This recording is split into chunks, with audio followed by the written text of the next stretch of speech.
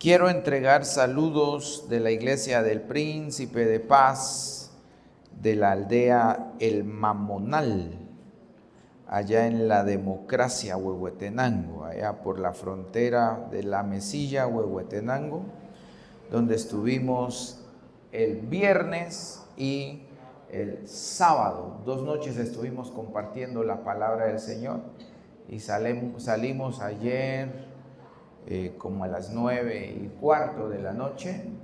Ingresamos aquí a Misco como a las 4 de la mañana y luego yo fui a Villanueva a traer a mi familia. Y entonces hermano Félix me acompañó, ya está él aquí presente, y Rubén también, hermano Rubén estuvieron conmigo. Y les mandan saludos nuestros hermanos del Príncipe de Paz. Reciban los saludos que vienen desde La Mesilla, Huehuetenango, para ustedes, hermanos en la fe.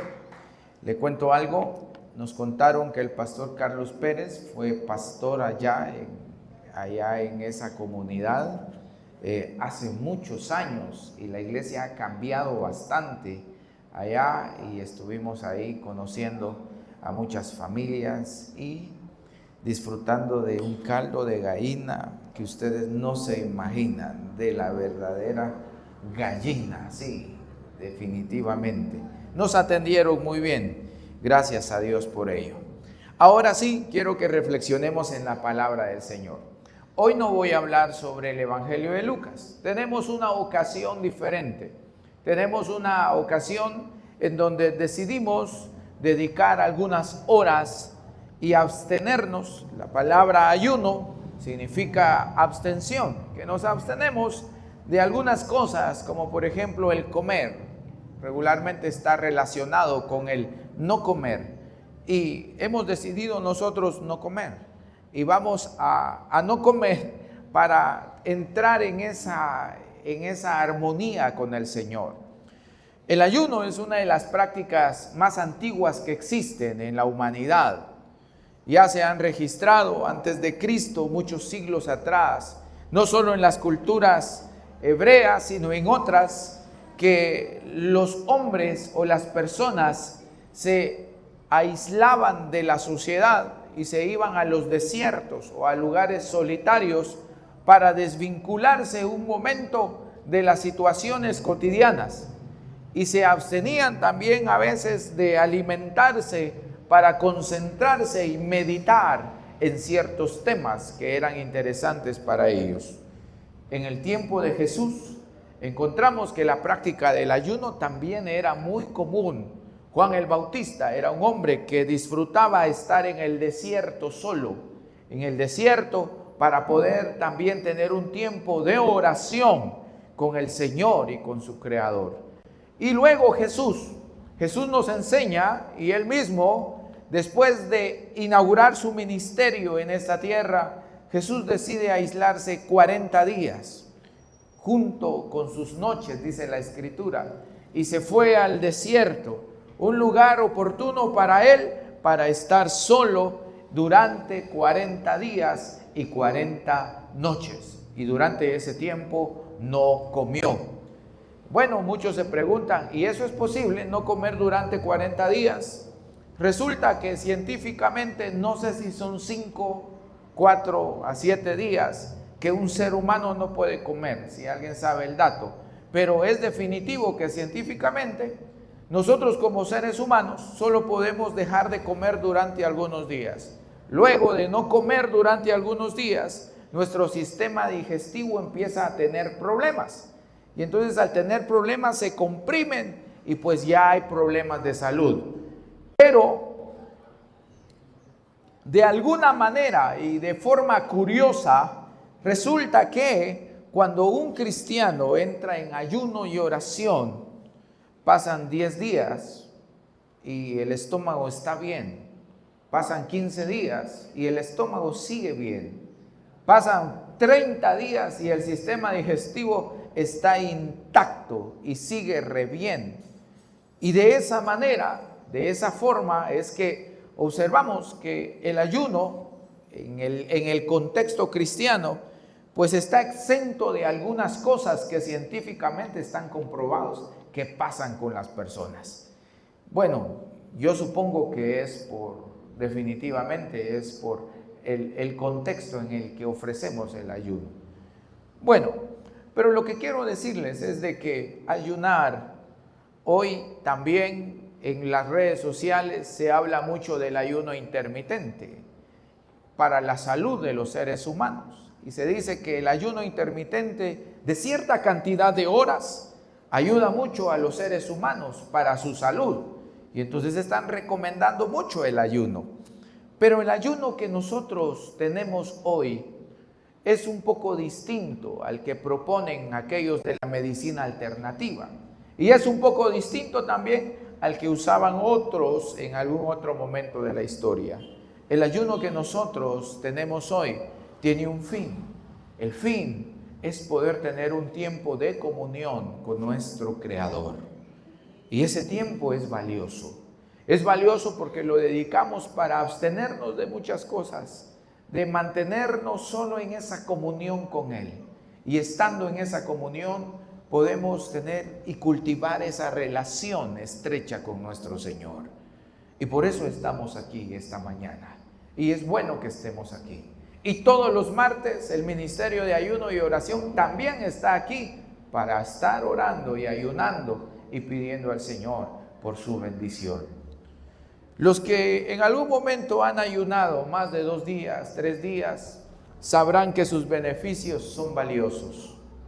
Se cultiva paz en el corazón. Una persona que está en ayuno durante varios días experimenta no solo la paz del Señor, la fortaleza del Señor, sino que pelea menos. No sé si ha visto que cuando su esposa está en varios días de ayuno pelea menos. No lo he visto. Pónganse en ayuno los dos y van a ver que pelean menos, discuten menos. Tienen otro tipo de reacción a las circunstancias de la vida. Sí, reaccionan de forma diferente, no reaccionan como reaccionamos regularmente bajo esa tensión. Después de estar en algunos días de ayuno, nos sentimos más livianos, no cargados, no estresados, sino con esa paz del Señor que provoca la comunión con Él. Entonces, es bueno que lo hagamos, es bueno que practiquemos y pongamos en marcha el ayuno. Amén. Bueno, bienvenidos a este primer ayuno general del 2025 entonces. Vienen más. Hoy quiero hablar dije que no iba a hablar sobre Lucas, sino me voy a enfocar en motivarnos esta mañana. Hoy quiero motivarnos un poquito desde la palabra del Señor. Por lo tanto, mi sermón no tiene una estructura de aprendizaje, sino de motivación. Y esa motivación pues tiene que partir de la palabra del Señor. Y quiero que vayamos a Hebreos, capítulo 10, versículo 23. Vayamos a Hebreos, por favor, capítulo 10, versículo 23. Cuando lo tenga, usted se pone de pie en señal de que ya lo tiene y también en reverencia a esta escritura.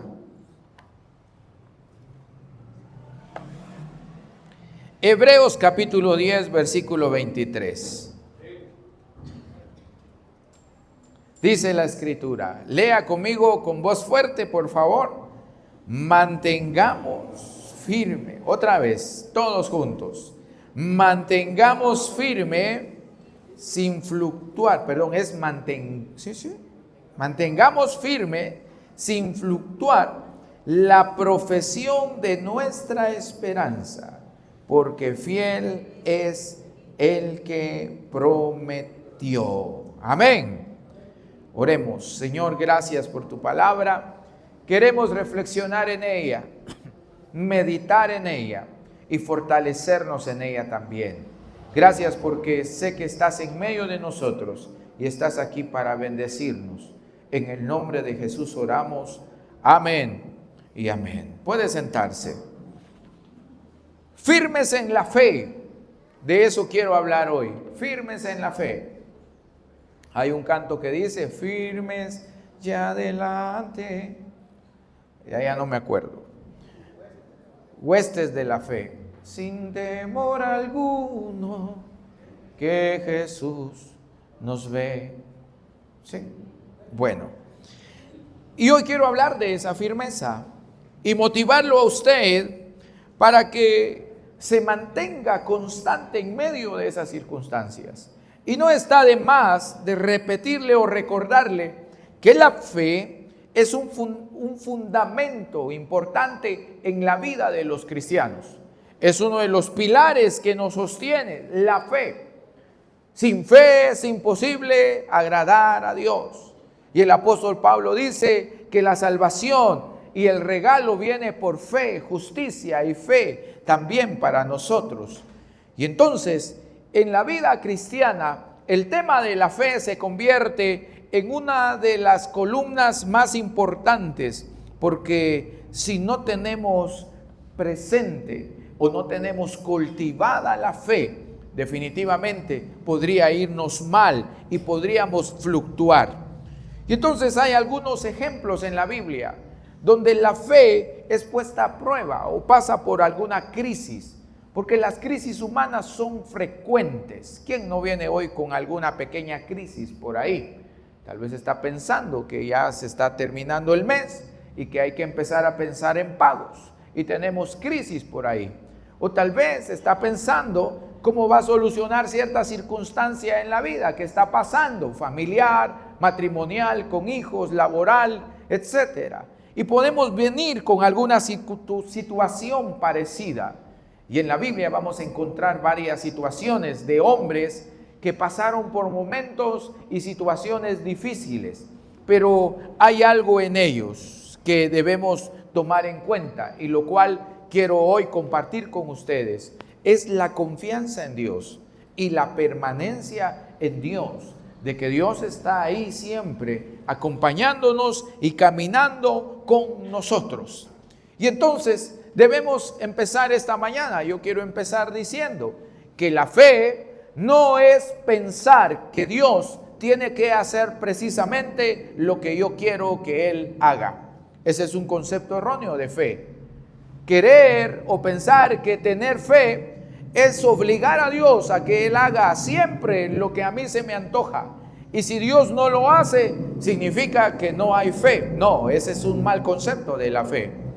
La fe es la confianza en Dios, es creer en Dios a pesar de las circunstancias y por el simple hecho de que Él es Dios. La fe no está sujeta a condiciones. ¿Qué me da, Señor, para que yo crea en ti? No, esa es una forma errónea de creer en Dios y de pensar que Dios actúa. ¿Qué tienes tú a cambio de que yo crea en ti? Y aunque la Biblia tiene muchas promesas para nosotros, pero nosotros no debemos sujetar o no debemos condicionar nuestra fe a esas promesas o a esas circunstancias que nosotros esperamos en la vida que sucedan. La fe es creer en Dios, amar a Dios, incluso cuando Dios no obra como nosotros pensamos o queremos que Él obre. Porque Dios es soberano y es uno de sus atributos, que Dios actúa desde su conocimiento, su sabiduría y desde su voluntad, y no desde la nosotros que somos humanos. Y entonces entendamos la fe como tal. No caiga en el error o en el engaño de pensar que si algo no está pasando y no está sucediendo es porque usted no tiene fe. No, quizás lo que está pasando es que no es lo que usted necesita y no es lo que Dios quiere para usted en ese momento. Y usted no debe dejar de creer en Dios por eso, porque creer en Dios va más allá de lo que recibimos de Él. Y eso nos lo enseña Job. Job es el primer personaje que yo quiero que veamos. En el capítulo 1, versículo 1, por supuesto, no voy a leer toda la historia de Job. Job es uno de los libros considerados a nivel de la literatura universal como uno de los libros de reflexión sobre la vida más enriquecedora. Filósofos, estudiosos han estudiado el libro de Job y han dicho, Job da grandes lecciones y es un libro que presta o que regala y bendice o que da al ser humano mucho sentido para su vida. Y entonces Job es uno de los libros favoritos de muchos, porque según el versículo 1 y 1, hubo en la tierra de Uz un varón llamado Job. Y ¿cómo era Job? Hombre perfecto y recto, temeroso de Dios y apartado de ¿qué cosa? Del mal. Estas características iniciales de la vida de Job son como una carta de presentación para decir: aquel hombre justo, aquel hombre recto delante de Dios va a tener una crisis muy fuerte. Y esa crisis está basada en lo siguiente. Primero, dice la escritura y la narración de Job, que él tenía gran riqueza y tenía una familia numerosa. Sí, tenía demasiados bienes. Job era uno de los hombres considerados ricos, con muchas posesiones, ganados, criados y una familia que podía disfrutar. Pero él tenía algo más que eso. Y es que Job, a pesar de todos los bienes que tenía, cultivaba una relación con Dios. Mantenía una relación con Dios. Era un hombre cuidadoso de sus acciones. Era un hombre que cuidaba mucho de lo que hacía él y de lo que hacían sus hijos. Y en el contexto de Job vamos a encontrar que una forma de presentar al Señor nuestro deseo de ser perdonados eran a través de un sacrificio. Y dice la escritura que Job siempre presentaba sacrificios por él y por sus hijos, en la forma en que estaban acostumbrados ellos. Pero lo que él buscaba detrás de cualquier sacrificio era mantener una relación estable. ¿Con quién? Con el Señor. Entonces Job tenía posesiones, tenía una gran familia, pero también tenía una relación estable con Dios. Número 2, lo siguiente que pasa con Job es de que Job es víctima de una apuesta, así lo llamo yo. Esa palabra apuesta la pongo yo, no dice la escritura, pero usted me va a entender por qué yo le llamo apuesta. Porque llega Satanás con el Señor, ¿y qué le dice Satanás? Bueno, el Señor le dice a Job: ya viste a mi siervo Job, que es justo, ya viste que es recto, ya viste cómo vive, ya viste cómo me honra. ¿Y qué le dice Satanás? ¿Quién me quiere ayudar? ¿Qué le dice Satanás al Señor? ¿Nadie se acuerda? ¿Sí? ¿Qué le dice? Él le dice: ¿sabes qué pasa? ¿Sabes qué pasa? Versículo 3 del capítulo 2. Versículo 4. Respondiendo Satanás dijo a Jehová: piel por piel, todo lo que el hombre tiene dará su vida. Pero extiende ahora tu mano y toca su hueso y su carne, y verás si no blasfema contra ti en tu misma presencia. ¿Sí? Pero en el versículo 7, está la primera parte. Esta es la segunda parte, la que acabo de leer. Y dijo Jehová a Satanás: ¿de dónde vienes? Respondiendo Satanás a Jehová dijo: de rodear la tierra y de andar por ella. Y Jehová dijo a Satanás: ¿no has considerado a mi siervo Job, que no hay otro como él en la tierra? Varón perfecto, recto y temeroso de Dios y apartado del mal. Respondiendo Satanás a Jehová dijo: ¿acaso teme Job a Dios de balde? Escuche lo que le está diciendo. ¿No le ha cercado alrededor a él y a su casa y a todo lo que tiene? Al trabajo de sus manos has dado bendición. Por tanto, sus bienes han aumentado sobre la tierra. Pero extiende ahora tu mano y toca todo lo que tiene, y verás si no blasfema contra ti en tu misma presencia. ¿Qué le está diciendo Satanás al Señor? ¿Sabes por qué va al culto el domingo? ¿Sabes por qué ora? ¿Sabes por qué ayuna, Señor? Yo te voy a decir: porque el negocio está bonito. Porque el trabajo va bien, por eso es que está en el culto. Porque la familia va bien, todo va bien, y por eso es que lo tenés ahí recto, adorándote y buscándote. Pero yo te voy a decir algo, le dice Satanás al Señor: toca sus bienes, toca el negocio, toca la familia, Toca lo que tiene, lo que le has producido y lo que ya le has bendecido. Tócalo, a ver si no viene y en tu misma presencia viene a blasfemar. Y entonces viene la pregunta para nosotros. Dejemos a Job por un lado porque él ya pasó su experiencia. ¿Por qué busca usted al Señor? ¿Sí? Y si Satanás se presenta al Señor y le dice, sí, está ahí, pero mira, así quién no, así como lo tenés, quién no. Así como vive él con todo eso que le has dado, ay Dios, así hasta yo te busco. Pero toca eso que tiene, tócalo, solo tócalo. Y vamos a ver si sigue de pie o viene aquí mismo delante de ti y blasfema tu nombre. ¿Cómo sería usted en lugar de Job? Y entonces lo que Satanás le está diciendo al Señor es que los seres humanos te buscan por lo que les das. Eso le está diciendo. Los seres humanos están ahí buscándote porque quieren algo a cambio de ti. No pueden estar contigo, no te pueden honrar, no te pueden buscar. Solo por el hecho de que tú seas Dios, quieren algo a cambio.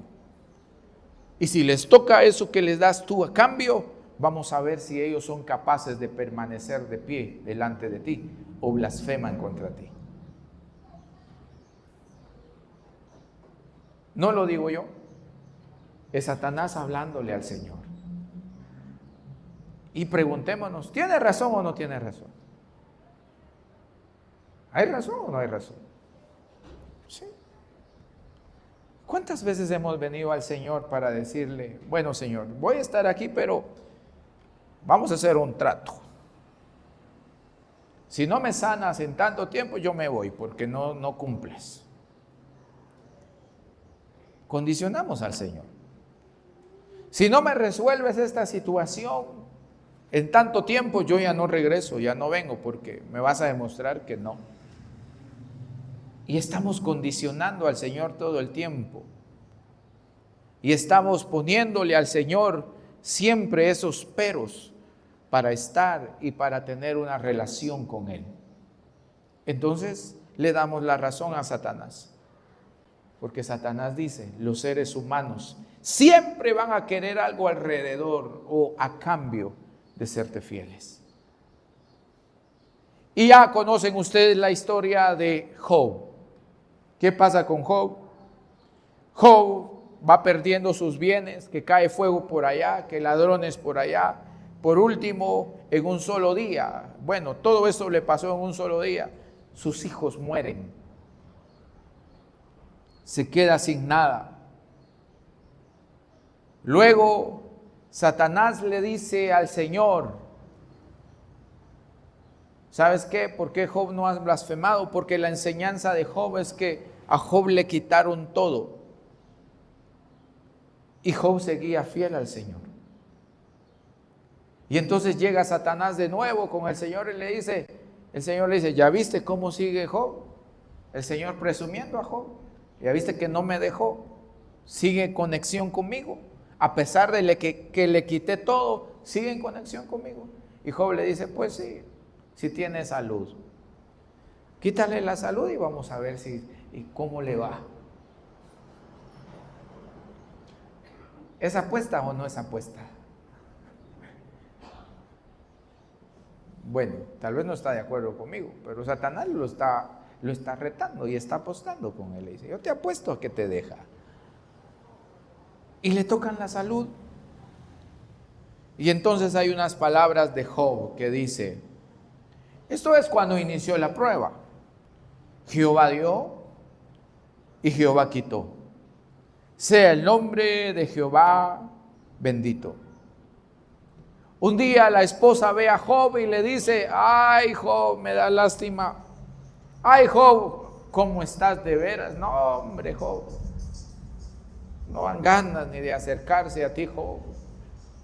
Mira cómo estás de enfermo, estás mal, porque a Job se le caía la piel enferma por trozos, por pedazos, se les desmoronaba. Y la esposa le dice: ¿sabes qué, Job? Te voy a dar un consejo, y un buen consejo.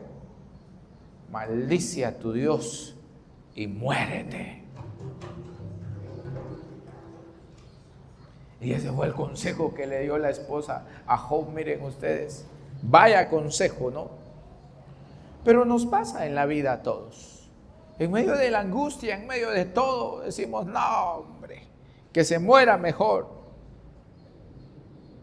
Y aunque Job fue decayendo, porque Job llega al momento, Job no pasó, no podemos presentar a un Job que disfrutó el sufrimiento. No, Job no disfrutó el sufrimiento, porque Job llega a un momento donde él mismo dice: maldito el día en que yo nací.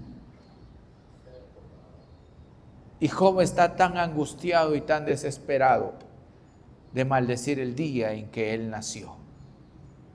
No disfrutó el sufrimiento, pero algo pasó con Job. Siempre mantuvo su fe en Dios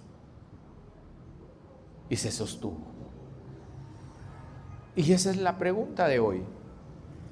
Y es la lección, la primera lección que yo quiero compartir con ustedes hoy. Seamos fuertes en la vida para mantener una relación con Dios y nuestra convicción de que Él está allí. Sí. Y que buscamos a Dios no por lo que Él nos da, sino porque Él es Dios. Servimos a Dios no por lo que recibimos de Él, que hay muchas cosas buenas de Él, pero servimos a Dios porque Él es Dios. Por ese simple hecho de que Él es Dios y es creador, le servimos y le buscamos. Y entonces, cuando aprendemos a vivir en una fe que no condiciona a Dios, somos más libres. Cuando aprendemos a vivir en una fe que no le pone peros a Dios, sino que se abandona en Dios, porque Él es Dios, nuestra vida es más plena, nuestra vida tiene más sentido. Ejemplo número 2. Abraham, muy conocido Abraham, pero hay cosas que Abraham nos enseña en su recorrido allá en el libro de Génesis, capítulo 12. Vayan conmigo a Génesis 12, versículo 1 al 4. ¿A cuántos les gustan las promesas? Vengo de decir que a Dios no se le busca por eso, pero ¿a cuántos les gustan las promesas? ¿Sí o no? A mí me gustaban las promesas de mi papá. Cuando mi papá me prometía algo: mira, ya va a ser tiempo que te compres zapatos nuevos. Ay, hermano, yo quería que me compraran los zapatos nuevos rápido. Cuando me hacían una promesa, es bonita la reacción, es bueno el sentimiento cuando nos prometen algo, ¿sí o no? Sí. Lo que cuesta es esperar que llegue el día de la promesa, que se cumpla. Sí. Y los hijos son buenos para recordarnos que les hemos hecho promesas. Papá, me ofreciste un helado, ya van 3 fines de semana y no veo el helado. Me lo prometiste. Y hacen que se los prometamos cuando nos dicen: ¿lo prometes? Y uno dice: sí. ¿Seguro que lo prometes? Sí. Ah, vaya, conste, lo prometiste. Y entonces Abraham recibe una promesa. Y qué alegre, ¿verdad? Que el Señor nos prometa algo. Dice: pero Jehová había dicho a Abraham: vete de tu tierra y de tu parentela y de la casa de tu padre a la tierra que te mostraré, y haré de ti una nación grande. Ay, qué promesa tan bonita, hermano. Haré de ti una nación grande y te bendeciré y engrandeceré tu nombre. Ah, no, hombre, esa promesa está buena a ustedes. Y serás bendición. Mire cuántas promesas en una sola del Señor para Abraham. Qué bonito. Dice, vas a ser famoso, tu nombre va a ser grande. Lo van a recordar en el 2025. Allá en Príncipe de Paz de Misco. Voy a hacer tu nombre un nombre famoso, grande. Qué promesas, ¿no? Voy a hacer de ti una nación grande, bendecida. Y ahí anda Israel mandando ayudas ahí, o mandando armas, no sé, pero ahí anda mandando. Y quedó grabado. Y entonces, el Señor le hace una promesa a un hombre. Y le dice, te voy a bendecir. Versículo 3. Y no solo le dice eso, sino que agrega, bendeciré a los que te bendijeren, le dice. Y a los que te maldijeren, maldeciré. Y serán benditas en ti todas las familias de la tierra. Si yo fuera Abraham, hermano, el pecho lo tendría infladísimo, ¿verdad? Con tanta promesa bonita, hombre. Dice, todas las familias de la tierra van a encontrar bendición en ti. Y qué alegre cuando nos hacen esas promesas, ¿verdad? Y se fue Abraham como Jehová le dijo, y Lot fue con él. Y era Abraham de 75 años cuando salió ¿de dónde? De Harán. Y el Señor le hace promesas a Abraham.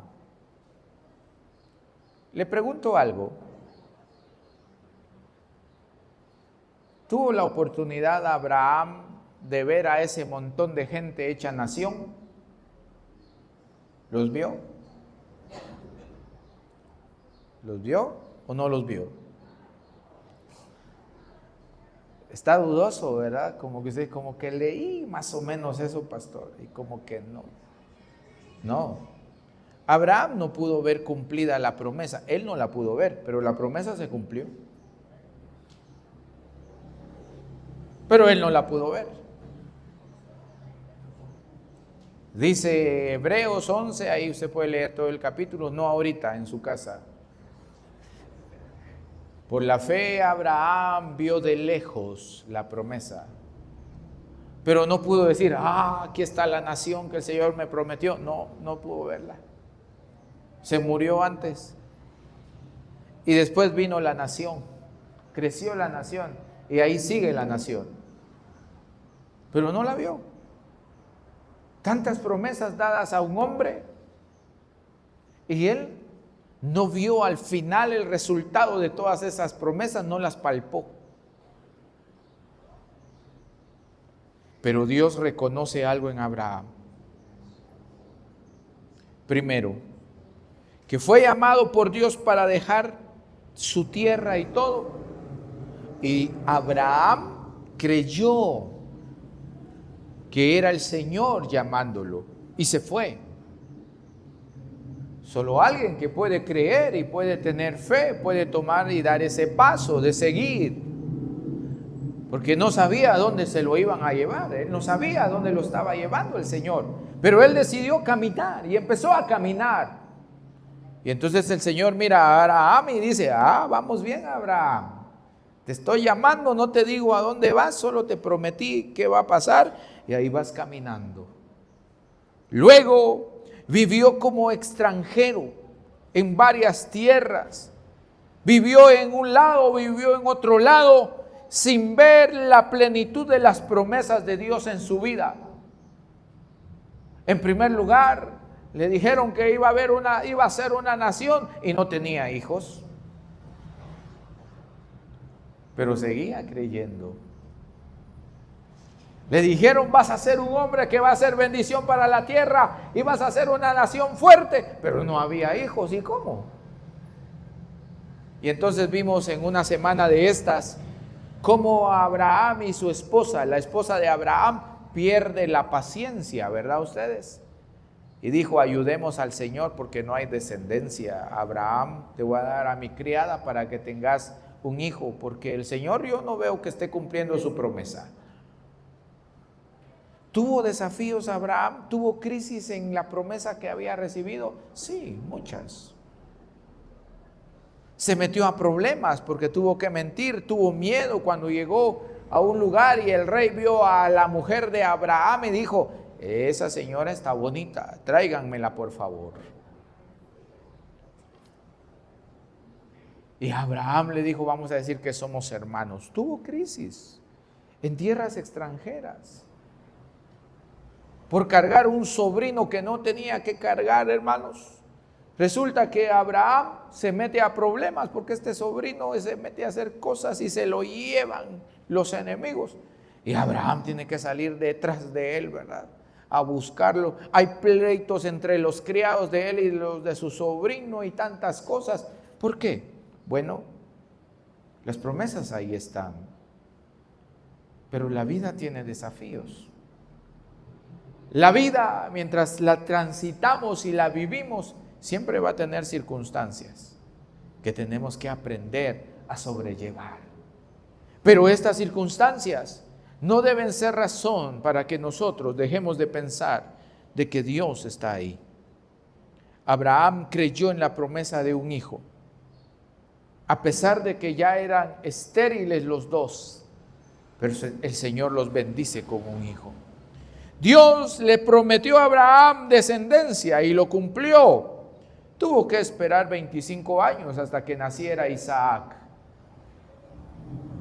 Y mientras tanto, él iba trabajando su confianza en Dios.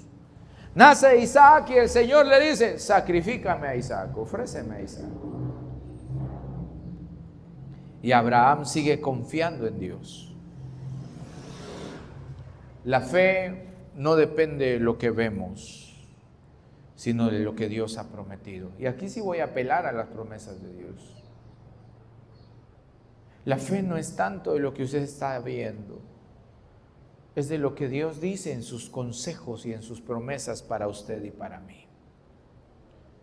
Y entonces, si Dios tiene promesas para usted y las tiene para mí, debemos vivir una vida que confíe en que esas promesas tienen vigencia para usted y para mí hoy, y que Dios puede cumplirlas para nosotros. Y hay que esperar en esas promesas. Entonces dije otro día que si Dios le prometió algo a usted, Él se lo prometió a usted, espere con paciencia, porque Dios lo va a cumplir. Pero si Dios no ha prometido nada, Dios no se ha comprometido con usted con algo, entonces tiene que aprender a esperar en la voluntad y el propósito de Dios. Y por último, dígale al vecino que se está durmiendo, dice que ya viene el último. Ya viene el último. Sí. Le da tiempo de otra roncada. Daniel capítulo 1, versículo 3 al 4. Ayer había un grupo norteño allá, hermanos. Ayer y antier, les cuento. Pura música norteña. Pero los hermanos no lo dejaban dormir a uno. Sí. Eso tronaba, hermanos. Si el corazón estaba algo detenido, se lo reactivaban a uno con ese bajo. Definitivamente. Estaba bueno eso. Daniel capítulo 1, versículo 3 al 4. Yo llegué el viernes, llegamos con los hermanos. Dije, me voy a ir a sentar hasta adelante porque soy el predicador. Y me arrodillé a orar, y cuando dejan sonar eso de ese equipo, hermano, sentí algo que me recorrió la espalda y me levanté. No, vámonos más para atrásito, hermano, ¿sí? Aquí no es. Vamos a traer algo así para despertarlos a ustedes. ¿Qué les parece? Capítulo 1, versículo 3 y 4. Dice la escritura: y dijo el rey a Aspenaz, jefe de eunucos, que trajese a los hijos de Israel del linaje real de los príncipes, muchachos en quienes no hubiese tacha alguna, de buen parecer, enseñados en toda sabiduría, sabios en ciencia y de buen entendimiento, e idóneos para estar en el palacio del rey, y que les enseñase las letras y la lengua de los caldeos. Le puedo hacer una pregunta sensible.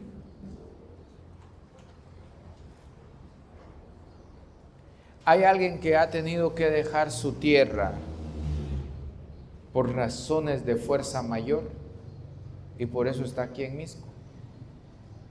Sí, hay un hermano que levantó su mano. Yo tuve que dejar mi tierra por razones de fuerza mayor. Dejar la tierra, dejar la casa, es una de las cosas más difíciles que puede vivir un ser humano. Es de lo más duro que puede vivir una persona. Querer estar en un lugar y no poder, porque las circunstancias no las dejan. Entonces nuestros paisanos allá por el norte, pues ni modo, extrañan aquí los frijolitos, el chirmolito, las tortillas del comal, ¿verdad ustedes? Y todo lo que tenemos aquí, la vida más relajada en Guatemala, menos enferma, de menos tensión, y ellos la extrañan. Y estoy hablando de esto porque Daniel fue un joven que por orden del rey fue llevado cautivo de su tierra natal para Babilonia. Y se lo llevan porque el rey dijo: consíganme jóvenes inteligentes, pilas, los quiero aquí conmigo.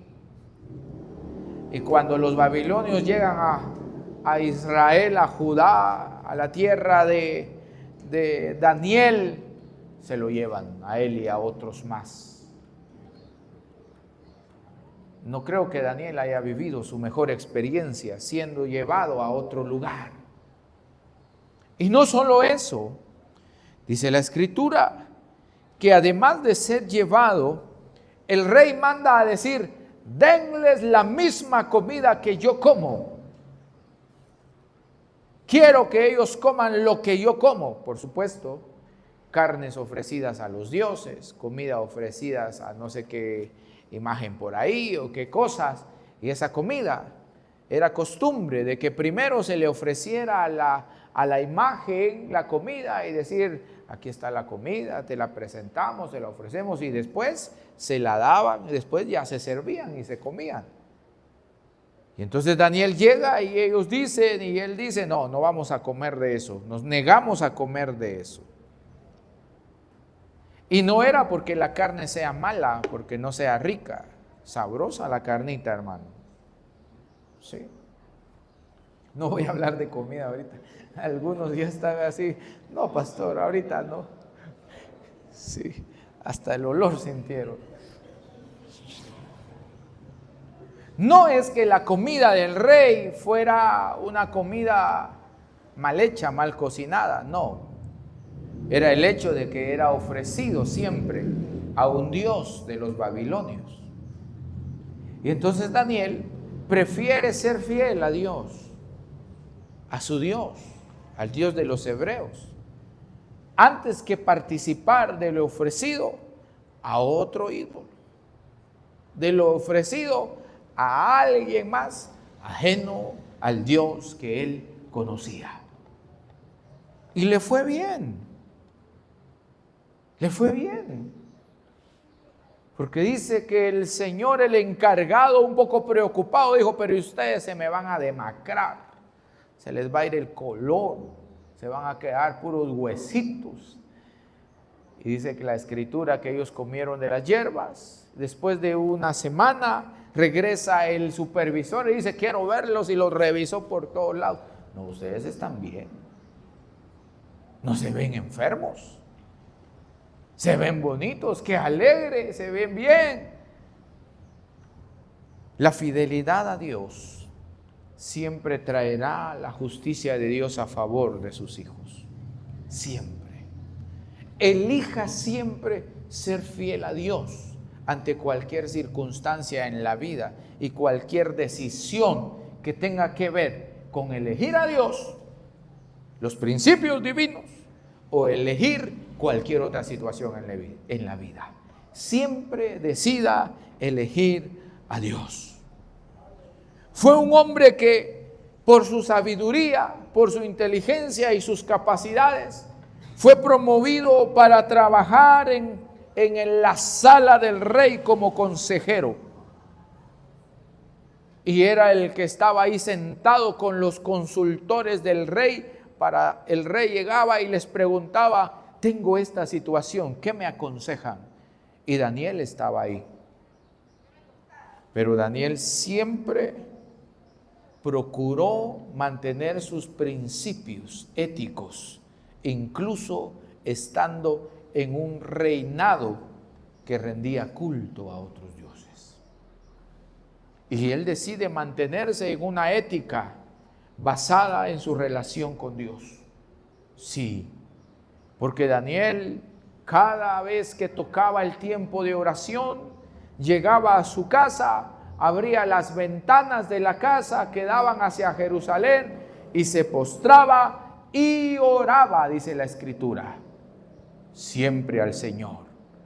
Sus principios, su relación con Dios, siempre eran más importantes que cualquier oficio que tuviera él en la vida. Y así se mantuvo. Incluso cuando por envidia, escuchen bien, por envidia, sus compañeros de labor en el reinado dijeron: ese Daniel es muy bien portado. Ese Daniel se porta muy bien. No comete errores, no roba nada, no se descuida, es puntual, llega a tiempo, da buenos consejos, el rey lo escucha, sabe mucho. Ese Daniel es bien portado, hombre. Sí, porque ¿qué tenía Daniel de negativo? Nada. Y yo creo que voy a hacer un paréntesis acá, porque hablando con algunos hermanos en estos meses, estábamos analizando la vida de algunos personajes bíblicos. Y la mayoría de personajes bíblicos tuvo sus travesuras, igual que usted, igual que yo. No sé quién más, si usted o yo o ellos. Pero todos tenemos nuestras travesuras, iguales que los personajes bíblicos. Pero estábamos analizando a José, que es otro personaje. Porque José lo meten al pozo, se lo llevan. Una mujer lo seduce y todo, ¿verdad? Pero José no cae, se va a la cárcel. En la cárcel es bien portado, ¿sí? Se vuelve el administrador de la cárcel. La gente lo quiere en la cárcel, sale de la cárcel, se va donde el faraón, y el faraón lo hace el segundo de la dinastía de él. Y entonces yo le digo a los hermanos: ustedes no invitarían a predicar a José a un culto o a una fiesta.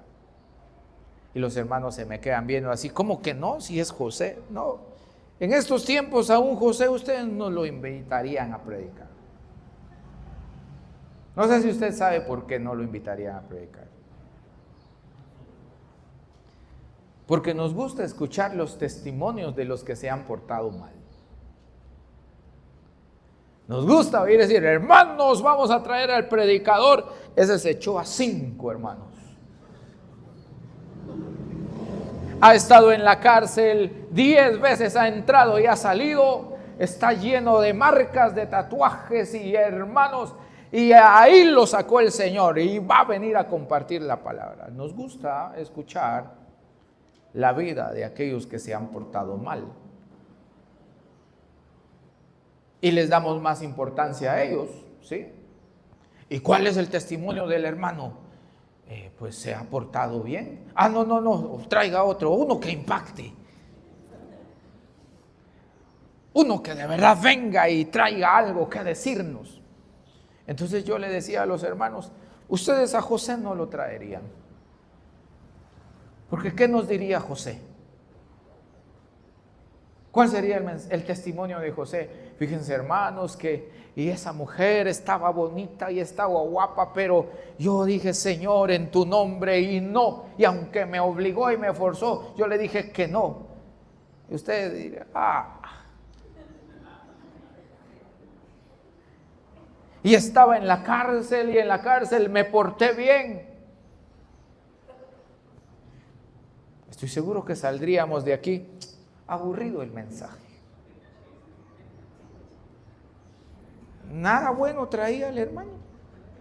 Ninguna enseñanza le escuché yo.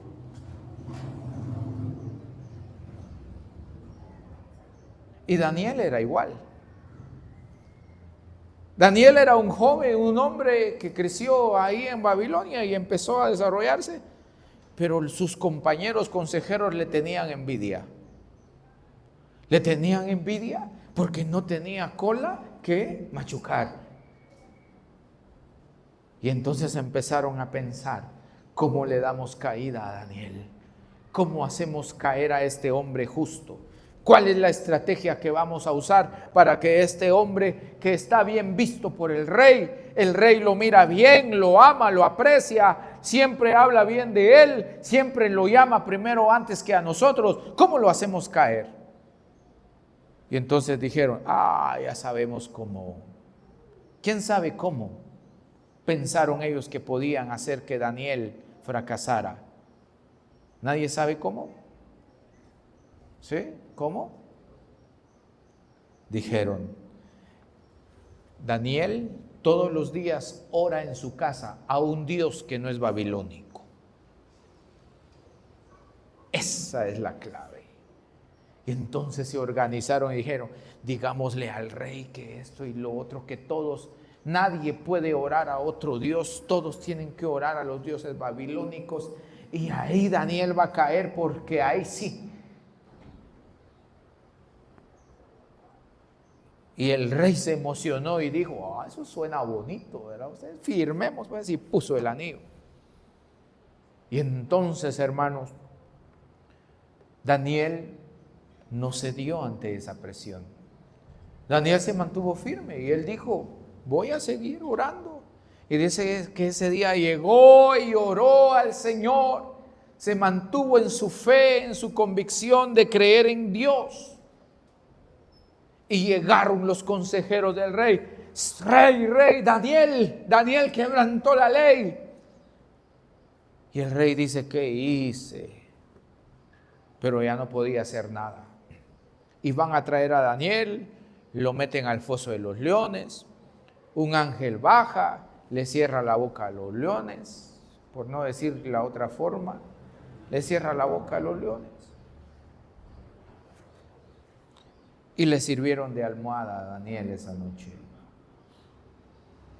Y al otro día el rey va rápido, le dice, Daniel, ¿pudo acaso tu Dios salvarte? ¿Y qué dice Daniel? Vive, oh rey, que mi Dios no permitió que los leones me hicieran daño. ¿Qué quiero decir con eso? Cuando usted decide mantener su fe y ser fiel a Dios, Dios no lo va a abandonar y no lo va a dejar. Cuando usted decide mantenerse firme en sus principios y convicciones, y cuando le pregunten, ¿pudo su Dios al fin hacer algo por usted o no pudo? Usted dijo que se iba a quedar con su Dios y no con algo más. ¿Pudo hacer algo por usted o no pudo? Y si usted se mantuvo firme, estoy seguro que podrá contestar como Daniel. Vives, oh rey, que mi Dios sí está conmigo.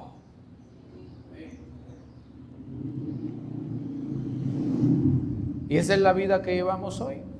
El mundo presionándonos a abandonar nuestra fe. El mundo peleando porque nosotros abandonemos nuestra fe. Pero tenemos que permanecer en el Señor. Concluyo diciendo, como Job, hay que aprender a confiar en Dios incluso en el sufrimiento. Hay que aprender a esperar en Él, incluso cuando sufrimos, cuando estamos enfermos, cuando sentimos dolor. Como Abraham, hay que aprender a creer en las promesas de Dios, aunque parezcan imposibles. aunque parezcan que no se pueden cumplir y no vayan a ser realidad. Hay que aprender a creer en Dios. Y como Daniel, hay que aprender a ser fiel a Dios sin importar la oposición y la presión. ¿Está pasando usted por una prueba como Job? Confíe en Dios. ¿Duele la prueba? Confíe en Dios. ¿El sufrimiento es difícil? Confíe en Dios. ¿Siente usted que la promesa de Dios que le fue dada a usted no llega, no se cumple? No pierda la esperanza. Mantenga su esperanza firme. Si es una promesa de Dios, ha de cumplirse. Y si usted está enfrentando oposición por su fe, como Daniel, permanezca firme. Si usted está en ese impas de decir, no, yo voy a dejar mi fe, no, voy a abandonar lo que creo y voy a pensar en otras cosas. Si usted está en eso, sea como Daniel, que incluso cuando fue presionado fuertemente, no abandonó su confianza en Dios. No lo dejó. ¿Qué tal si se pone de pie?